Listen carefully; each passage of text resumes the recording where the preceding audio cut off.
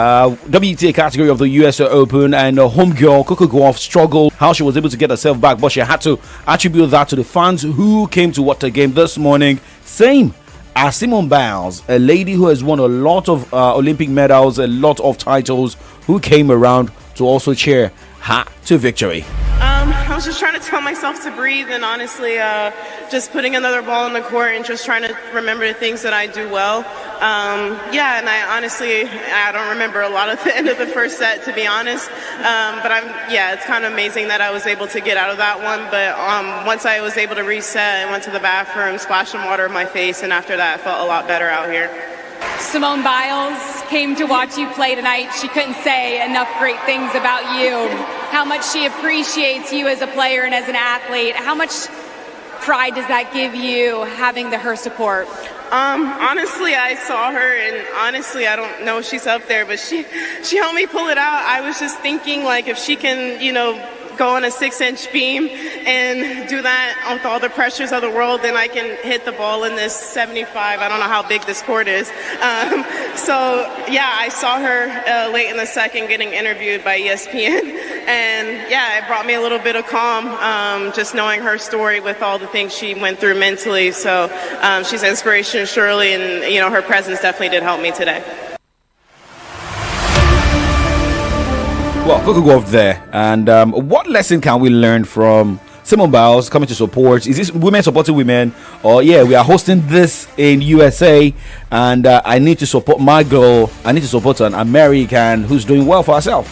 I mean, it's good. Women supporting women, no doubt about it. She's one of the most celebrated Olympians in the United States, Simone Biles, and she was there to cheer on Coco Gauff to victory, even though the first set was a bit tough for her. Like you said, she had a lot of errors in the first set. And remember, going into this tournament, Coco Gauff did something. She reshuffled her team because she lost, in the Cincinnati Open very early. She needed a restructuring, a reshuffling in her team, and she did that just a few weeks before the US Open got underway, and maybe that affected her a bit, but of course at the end of the day the end justified the means. She got the victory 7-6, 6-2, which is good for her. Let's wait and see how far she can go. But for Simone Biles, her presence there was much needed for Coco Gauff, and she also admitted to that, saying the fact that she saw her in the stands cheering her to victory motivated her, and she did better in the second set of that particular clash, and she got the victory at the end of the day.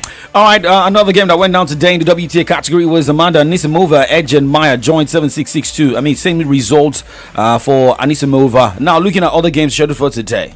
Alina Rybakina will take on Ima Raducanu 4 p.m. Nigerian time, and taken by 6 p.m. Elise Martins against Christiana Buxa, Marketa Vondrousova against Jasmine Paolini, also same time. 6:30 p.m. today, Jessica Pegula against Victoria Azarenka, Priscilla On against Ann Lee by 7:30 p.m. And the last game for today would see Ima Navarro against Barbora Krejcikova by 10 p.m. Looking at Priscilla Horn, that brought a name to my ears. Priscilla, how you doing? It's been a long time. All right, now let's go straight to the ATP. A lot of winners already recorded today alone. Which we have close to 6 games, so 7 to go down today. For Carlo Alcaraz will be in action today against Luciano D'Algeri. But let's look at all the winners of today's games and looking at those who struggled. All right, to the winners of today, Alexander Zverev defeated Jacob Fenley 6-4, 6-4, 6-4. What a scoreline. And also in the winners of today, Stefano Tsitsipas was sent packing by Daniel Atma 6-7, 6-1, 6-4, 3-6, 5-7.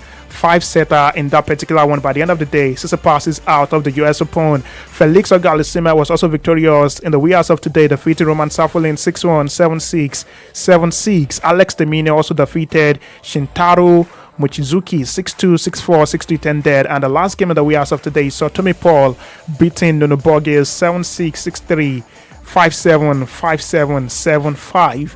A 5-setter again in that particular one. And to come later today, 4 p.m., Benjamin Bonzi against Otto Rinderknech, Jiri Leika against Rafael Colinon, Luciano Daderi against Carlos Alcaraz by 4:30 p.m. later today. 6:30 p.m. would see Ben Shelton up against Adrian Manirano, Francis Tiafoe by 8 p.m. tonight against John Leonard Struff. And the last game would see Hugo Blanchet against Thomas Machak by 10 p.m. All right, you got all the fixtures in the US Open. I will never try what I tried last week. How did you try? I told you. I told you. But let's move on. The downfall of a man is not the end of his life. Oshie, Maguire to a free fire. All right, now moving on. Let's talk athletics this morning before we joke. Formula One and football. Well, Sebastian Coe, the World Athletics president, says over 90% of athletes who are set to compete in female categories at the upcoming World Athletics Championships in Tokyo have taken a newly introduced gene test. The test, known as SRY test, identifies the Y chromosome, which causes male characteristics to develop. If an athlete returns a negative result, they are eligible to compete in the female categories at world rankings events, including the World Championships, which begin on September 13. And we hope that it will not, some Nigerian athletes will not be found wanting here. I don't think it would affect Nigerian athletes like that. I think it's going to be the foreigners. Remember, there's been this issue of females competing in male sports, males also competing in female sports, especially at the Olympics, the transgender whatever going on. So I think that is what the World Athletics are trying to curtail with the test they just put out yesterday. All right, so now for Lewis Hamilton has been facing the test of his life with Ferrari since moving from Mercedes. Now, Lewis Hamilton says the harsh self-criticism he dished out at the Hungarian Grand Prix is obviously now not truly how he feels, and that he's focused on getting back to enjoy his job from this weekend's Dutch Grand Prix. How can he go? In the first half of the season was a disaster, and how can he go better this season? Looking at how crazy other teams have been faring so far this season. Well, it's going to be a tough one, a tall order for Lewis Hamilton, no doubt about it. That partnership is here to yield the right result. Talking about the partnership between himself and Ferrari. We all, kept on complaining about the Mercedes engine, the Mercedes vehicles last season, and he had that change of team, that change of constructor. We thought it was going to be a decent union between himself and Ferrari, but lo and behold, he's not been able to attain any podium finish so far this season, which is actually very bad based on his pedigree. But of course, I love his positivity, the fact that he's picking, very positive ahead of the Dutch Grand Prix. Maybe that would motivate him to do well, maybe not even win it, to just get a podium finish in the second or third position, have something to show for whatever union you've been able to establish between yourself and Ferrari. And when you look at, Lewis Hamilton is actually the face of Formula One at some point, but now nobody talks about him. He's an oath-taker. Just the street language we use in Nigeria. You don't take before, but you're no longer taking. I get them before no be proper. You get. So he's old glory. Exactly, old glory. Like how Man U they do. And the new takers now, Oscar Piastri, Lando Norris, Max Verstappen, George Russell. These guys are firing on all cylinders, and it looks like it's their title, to lose this time. Especially Oscar Piastri. The kind of form he's been on lately is very, very phenomenal. Hopefully, he gets to win the title at the end of the day. I mean, I'm just looking at the points, the gap between Oscar Piastri and Lewis Hamilton. I mean, 5 huge gap. One, look at the points, 109 to 284 points. There's a golfing class. Okay. Golfing class. All right, now let's move away from this class to go to to first class. Let's go on a short break. When you did secondary school, timekeeper, short break. Short break, no be break. Where you go play ball. So maybe tomorrow I'll share the story of my broken tooth and being a non-timekeeper and how my teeth got broken. Oh, you was a timekeeper at the end of your days. I wasn't. I was janitor. I think in SS1 then. Okay. I got upgraded to, was it labor prefect? I can't remember. Maybe labor prefect or punctuality that time prefect. I can't remember. But at first, SS3 are the guys who would get the top positions. Yeah. But when I was in SS1, I was given janitor. I got to SS2. Wow. I was upgraded to I think it was punctuality actually. Punctuality prefect. Come on, I didn't hear your papa. Now my papa carry me go school. So they should call you. Is it Nepo baby? Nah, I don't be Nepo. I don't be Nepo. You be right guy. You run my guys.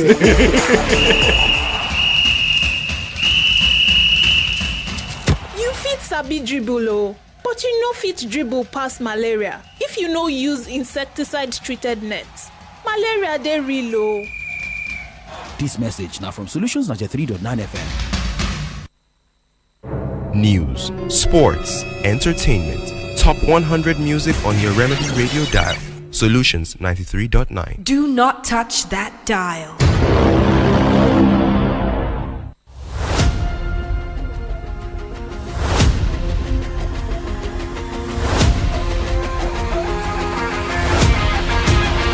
Nigerian Football League fans will have their eyes fixed on their various teams this weekend as Top Flight League games enter week 2. Bendel Insurance will host 3SC of Ibadan at Samuel Ogbemudia Stadium in Benin City on Saturday to open this weekend's fixtures. Meanwhile, on Sunday, Bayelsa United will take on Barral FC at the Samson Siasia Stadium. Niger Tornadoes will hope to shock Enyimba International at their home ground in one of the away encounters of the weekend. As Ikorodu City returns to Lagos to face El Kanemi Warriors of Maiduguri after picking a point on the road in Ilorin. Former champions Kano Pillars battles Wiki Tourists of Bauchi in a clash of Northern Brothers. As Nasarawa United host Abia Warriors, Plateau United will lock horns with Castina United, Kwara United travels to play former champions River United, while Warri Wolves file out against Rangers International at the Warri Township Stadium. Monday Night Football will see champions Remo Stars take a trip to Owerri to take on Kun Khalifa FC.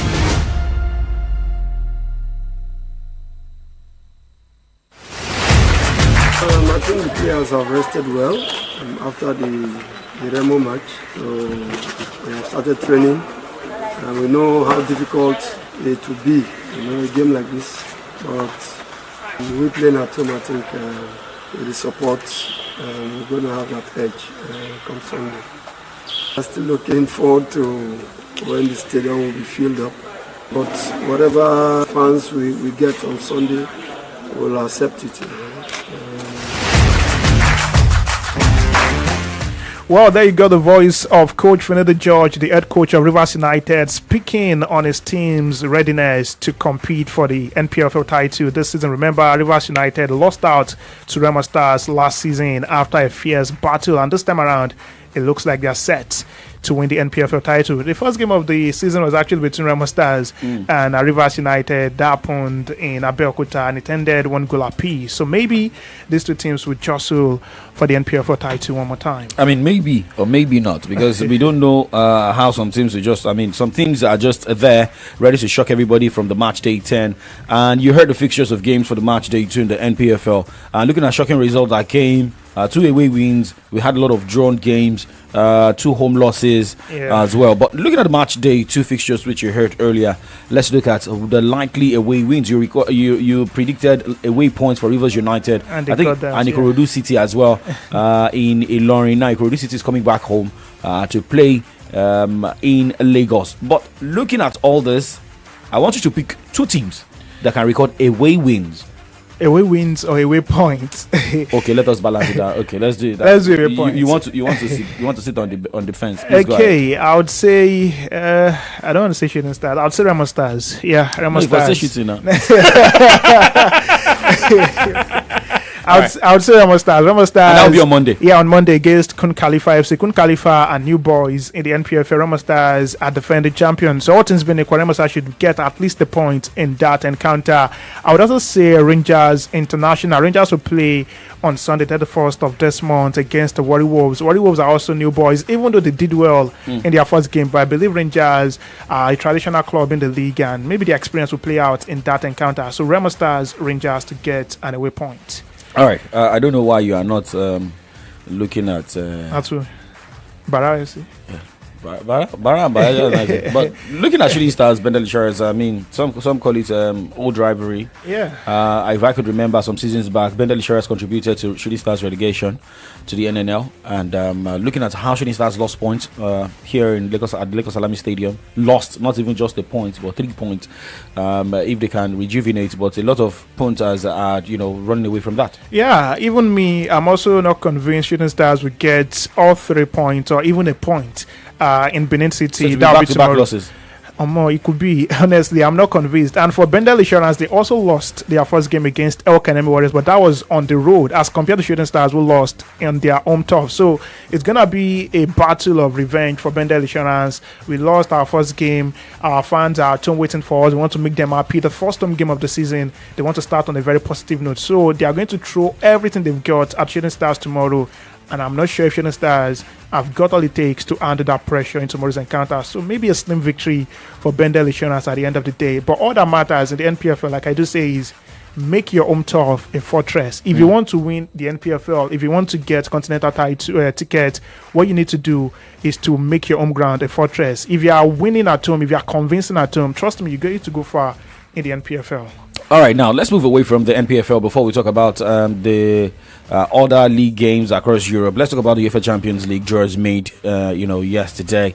Record 15-time Champions League winners and Real Madrid have been given a daunting draw for this season's competition after being handed matchups against the Premier League giants Liverpool and Manchester City on Thursday. A lot of people, well, for me, I saw that coming. I saw a situation where I knew Trent Alexander-Arnold it would be very easy for him and very early for him to face Liverpool again. And how will you expect Trent Alexander-Arnold to handle the fans, to handle the game? And remember Xabi Alonso as well, playing against his former side. Yeah, actually. Well, I feel like for Alexander-Arnold, he left on a positive note as far as I'm concerned. It was not like he pushed the move. But towards the end of the season, I know. There was drama. There was drama, actually. Some fans questioned his loyalty. Why is he playing that way? Why is he not defending well? All of those. But I think football is not a do-or-die affair. And he's won everything. He's played his heart out for Liverpool, grew from the academy, his boyhood club. He became a full-blown player. And aside that, he's also captained, the team before. So I don't think they should give him a very bad reception. Honestly, it should be a warmed, reception for Trent Alexander-Arnold when he returns to Anfield. But of course, football is very funny. It depends on, the kind of mood the Liverpool fans are in at that point in time. And for Alexander-Arnold, he's a professional player. He shouldn't feel any pressure, even if the reception is not that good. Yeah, professional player should be used, to all of those things. So I think it's going to be decent to see what the match will look like. And for Xabi Alonso, like you said, they played for Liverpool at some point in his career. Won the UEFA Champions League. Yeah, with them. So I think it's going to be another great reunion. Going back to the Anfield Stadium, maybe an emotional one for Xabi Alonso. I don't know, but of course they're all professionals. They're going to cast aside that emotion and just get there to get the job done. If they are going to get a victory, if they are going to get a draw, whatever it is they're going to get, I'm sure that will be their focus as opposed to focusing on the fans or the emotional part of the game. And now looking at how the pairings have been made, teams in the English Premier League already know the teams they'll be facing in the UEFA Champions League. Well, some will be played away, some will be played at home. And if you're going to pick any team to get knocked out very early, which of these teams would it be? Chelsea, Liverpool, Manchester City, Arsenal, Tottenham, Newcastle? In this, some of the teams that they'll be facing. I have high hopes for Manchester City, Liverpool, Chelsea as well. But my concern is Arsenal and not Tottenham and Newcastle United, actually. And the reason I'm saying Arsenal is because Arsenal have got a lot on their plate this season, and they are facing traditional clubs in the Champions League. Inter, Athletic Madrid, Bayern Munich. Remember what happened between Bayern and Arsenal? The record, is there for them to check out. Even though they've got some relatively, smaller clubs, Olympiacos, Slava Praha, Kairat, Almaty, the team that just got their first ever Champions League appearance, Athletic Bilbao from the Spanish La Liga. Regardless, I believe Arsenal could have a difficult outing in the Champions League, especially in the group stage. And for Newcastle United, honestly, the way they've been playing without Alexander Isak is actually very bad. I was telling Kers before he came to the studio that the absence of Alexander Isak in the Newcastle team is making them feel ordinary.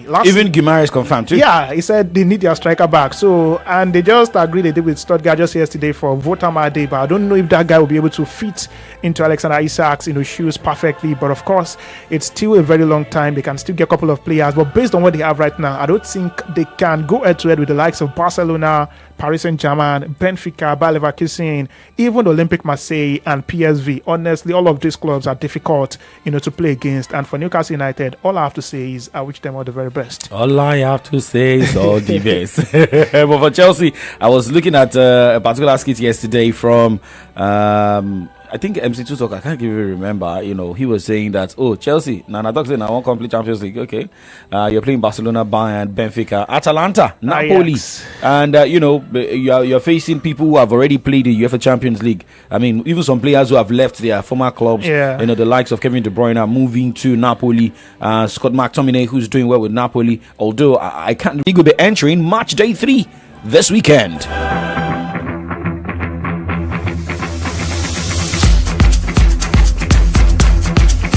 Match day 3 of the 2025-2026 English Premier League kicks off this weekend with all teams hoping to come out with wins. On Saturday, Chelsea will host Fulham at the Stamford Bridge in London. Manchester United will take on Burnley at the Turf Moor Stadium, and Sunderland welcomes Brentford on their home ground at the Stadium of Light. Still on Saturday, Tottenham hopes to continue their perfect start as they lock horns with Bournemouth at the Tottenham Hotspur Stadium. Everton battles Wolves at the Molineux Stadium. To close Saturday's fixtures, Newcastle will face Leeds at the Elland Road. At the City Ground on Sunday, West Ham United hopes to redeem themselves in the match against Nottingham Forest. Arsenal will lock horns with champions Liverpool at the Anfield in a Super Sunday clash, and to end the weekend, Aston Villa welcomes Crystal Palace to Birmingham, where they hope to secure 3 points at the Villa Park.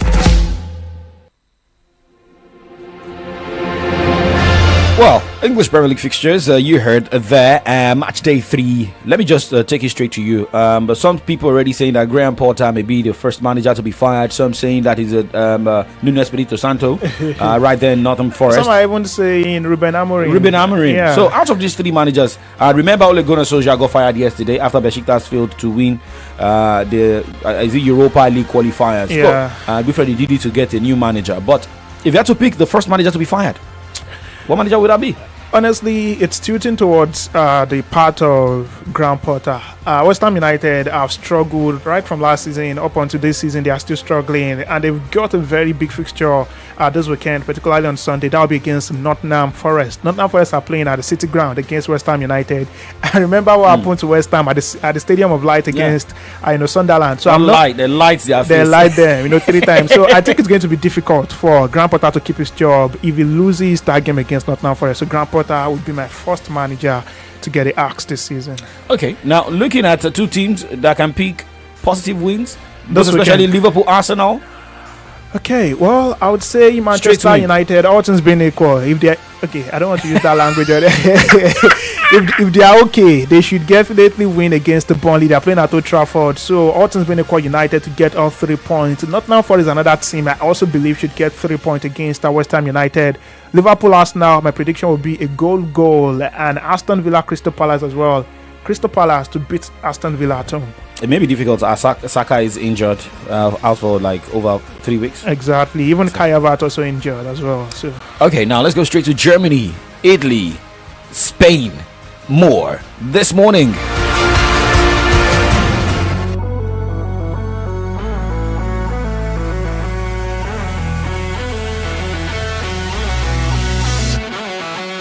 Hostilities return to the German Bundesliga this weekend, with St. Pauli traveling to play Hamburger SV on a Friday night.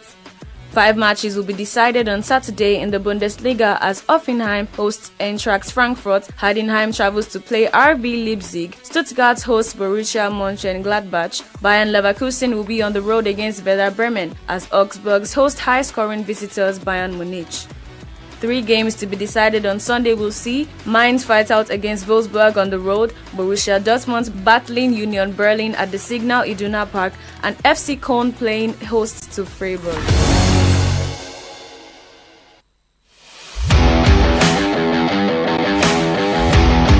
Italian Serie A games will return this weekend with match day 2 fixtures. 2 games will be decided in the Friday night football, where Sassuolo travels to play Cremonese. AC Milan will be the guest of Lecce. On Saturday, Como travels to play Bologna, while Parma waits Atalanta at the Stadio Ennio Tardini. Cagliari will be at the Maradona Stadium to face champions Napoli, while Pisa sits back at home, awaiting AS Roma. On Sunday, Juventus will be the host of Genoa as Torino hosts Fiorentina. Former champions Inter Milan will be at the San Siro to play against Udinese, while Lazio will file out against Verona at the Stadio Olimpico.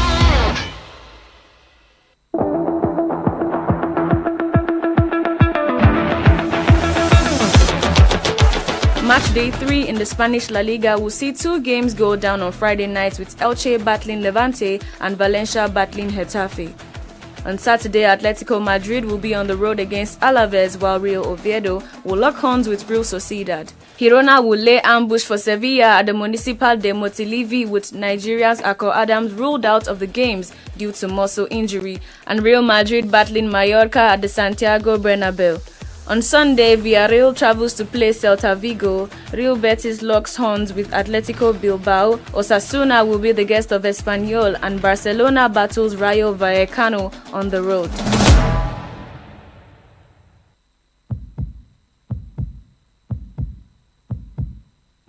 Well, thank you, Ololade Adetunji, there with all the fixtures across Europe. Well, live update we're getting is the firing of the manager. Yeah, Jose Mourinho has left his role as Fenerbahce boss after just over a year in charge of that football club. Fenerbahce issued a statement saying Mourinho parted ways with the club and they wished him success in his future career. And I was telling young striker, under the scene, behind the scenes, that it looks like he's actually coming to the Premier League because there were reports suggesting he's going to come back and take charge of Nottingham Forest, even though those are unconfirmed reports. So maybe Mourinho is going to be back in the Premier League. We don't know. But the confirmed report is that he's no longer the manager of Fenerbahce in the Turkish Super League. Okay, so we are no longer running the show today. Yeah. Let's hand over to Comrade Ayede Jadishokwe and we'll be back tomorrow. Yes, Adina Molalafewa. My name is Oladapo Kurubi. And my name is Omoni Alade. We see you 1 p.m. on the Saturday Sports Safari.